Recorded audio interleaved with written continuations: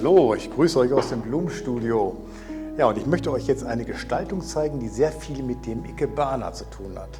Ikebana war so in den 70er, 80er Jahren ein großer Trend und hier in der westlichen Gestaltungswelt war es das Formalineare und das Vegetative. Ja, und das kommt jetzt wieder zurück. Wir wollen weniger ist mehr leben, wir wollen bewusster unser Leben auch gestalten und das hat Einflüsse auf die Gestaltung. Auch, dass wieder auch eine gewisse Reduktion da ist. Und das ist das Schöne bei diesem Neo Ikebana, dass man landschaftlich arbeitet und ganz bewusst Zweigeblumen einsetzt. Und damit baut sich so Schritt für Schritt jetzt ein neuer Gestaltungstrend auf, der bestimmt sich in den nächsten Jahren noch ordentlich verstärken wird. Und das stelle ich jetzt mal vor. Schöne Schale brauchen wir, tolle Steine zum Beispiel. Und diese Technik ist wieder im Trend. Das ist der Kensan, der Steckigel. Und der war damals auch das Steckmedium. Und ich habe hier gleich zwei davon, sind schön schwer mit diesem Fuß unten. Und das ist sehr nachhaltig, kann man immer wieder benutzen. Die legen wir asymmetrisch hier in die Schale. Dann die Steine. Auch da achten wir so ein bisschen darauf, dass das jetzt schon so ein bisschen das einklemmt. Und der Große kriegt so ein paar kleine Geschwister dazu. Und damit bauen wir uns jetzt hier so ein, ich sag mal so ein Kensan-Nest. Und mit so ein paar kleineren geht man noch in Lücken rein, wenn man dann meint. Aber die kann man hinterher immer noch dazulegen, weil die gestalten ja auch mit. So, ich denke mal, da haben wir es gebaut. Asymmetrie ganz klar, hier ist die geometrische Mitte, aber der Kensan liegt hier und da drüben liegt der Stein, der große, der Chef, was die Steine betrifft. Und jetzt geht's los. Wir brauchen Zweige und erstmal Wasser. Denn wir wollen die Sachen ja nicht ins Trockene stecken. Und deswegen gießen wir hier schon mal so ein wenig auf. Dann bekommen die Blumen und die Zweige schon mal nasse Füße. Und ich habe mir hier so einen Kornus aus dem Garten besorgt. Der ist schon so toll gewachsen. Ja, und jetzt muss man überlegen, wie will ich den hier verarbeiten. Und die Bewegungen sind sehr schön. Also ich werde das hier mal so ausschneiden. Zack, dann habe ich hier schon mal eine schöne Bewegung. Und ich habe diese tolle krumme Bewegung. Und ich glaube, ich setze das so ein. Ja, ein bisschen Platz. Und ihr seht, jetzt kommt schon mal so dieses Gefühl in einen, weniger ist mehr, aber auch das bewusste Gestalten, der Weg ist das Ziel. Und jetzt schaue ich mal, ich glaube, so ist das sehr schön gemacht. Ich setze das mal hier so ein. Ja. Ich drücke das jetzt auf die Steckigel. So, der sitzt. Ihr seht, gute Position. Auch hier ein lang ausschwenkender Bereich und ein kürzerer. Schauen wir mal, ob wir den auch noch benutzen können. Der war ja ganz gut ausgeschnitten worden. Ja, und der könnte jetzt hier diesen anderen so verstärken. So, dann habe ich schon mal das Große drin. Und jetzt möchte ich von diesem Ahorn noch was einsetzen. Schau mal, der hat auch so eine Bewegung. Ich glaube, das nehme ich auf. Genau.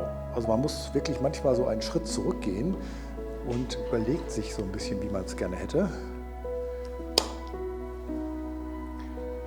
Und jetzt muss ich schauen, in die Richtung oder in die Richtung. Ich glaube, ich lasse ihn nach hier vorne laufen. So. Genau, damit wiederhole ich so diese Bewegung nach außen. Man merkt, man muss manchmal so ein bisschen Kraft aufwenden. So, ja, so geht es, er sitzt. Und jetzt kann ich mal schauen bei den kleineren, ob da noch was dabei ist. Ja, ich glaube, der ist schön. Und damit unterstreiche ich die bereits vorhandenen Linien.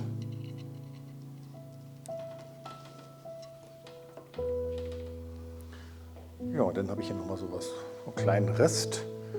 Auch das nutze ich gerne. Schneide hier das Stück raus und ihr seht, diese Bewegung ist einfach toll. Ja. Und jetzt zeige ich euch nochmal so einen kleinen Trick. So was Dickes kriegt man wirklich schlecht drauf gedrückt. Und dann schneidet ihr sowas einfach ein. So und so. So quasi kreuzartig. Und dadurch habe ich jetzt mehr Möglichkeiten beim Reinstecken.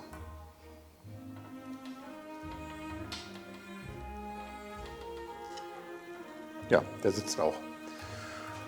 Ja, damit haben wir so die großen Sachen schon mal drin. Und jetzt geht es um die Blumen und ich würde sagen, ihr schaut einfach mal zu, was ich jetzt mache. Und sobald was Wichtiges kommt, melde ich mich wieder.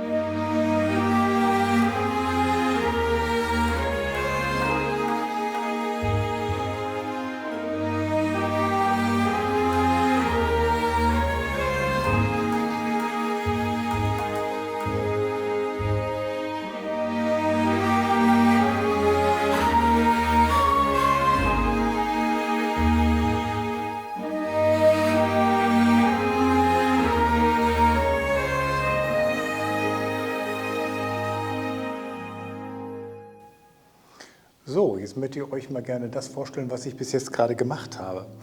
Ihr seht, die Anthurien sind so die Hauptblume und ich habe zwei zusammengebracht und die schauen auch ganz schön. Die eine schaut so ein bisschen nach da und die andere so ganz verschmitzt in die andere Richtung.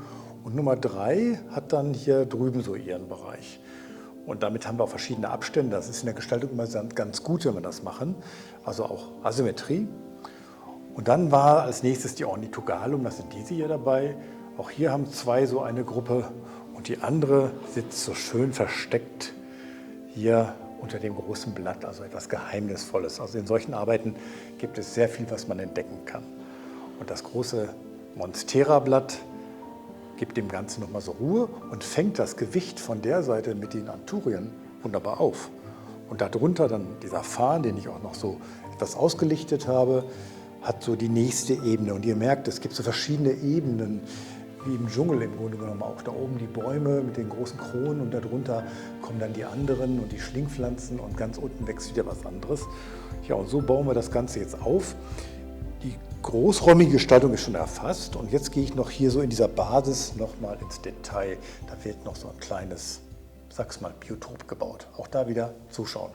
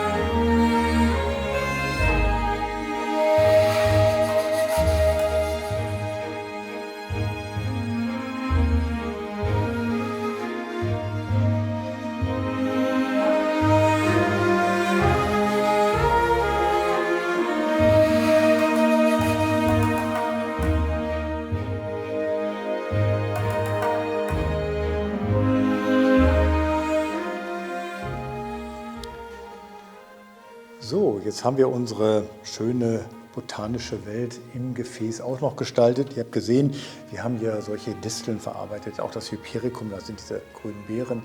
Also alles Werkstoffe, die so in der Hierarchie nicht so weit oben stehen wie so die Königin, die Anthurie. Ja, und es ist jetzt wichtig, dass wir noch mit einigen Steinen auch noch etwas gestalten. Vielleicht kann man sogar noch mal etwas festklemmen, wo man das Gefühl hat, hier muss noch mal etwas gestützt werden. Und es sieht auch noch schön aus, wenn da etwas noch da unten ausgestaltet ist. Und damit bin ich jetzt auch, glaube ich, durch. Ja, das ist unsere New Ikebana Gestaltung. Und ich hoffe, ich habe euch jetzt auch fasziniert, mit solchen Bewegungen zu arbeiten. Und ich würde mich freuen, wenn ihr das in unsere Kommentare schreibt. Wie seht ihr das? Seid ihr auch begeistert? Ja, und dann all diese Kanäle, die wir benutzen, könnt ihr abonnieren. Auch darüber freuen wir uns. Ja, und was sage ich immer ganz zum Schluss? Bleibt kreativ und ich bin mir sehr sicher, wir haben in der floralen Welt noch so viele Möglichkeiten. Ja, damit grüße ich euch und wünsche euch auch eine gute Zeit. Bye, bye.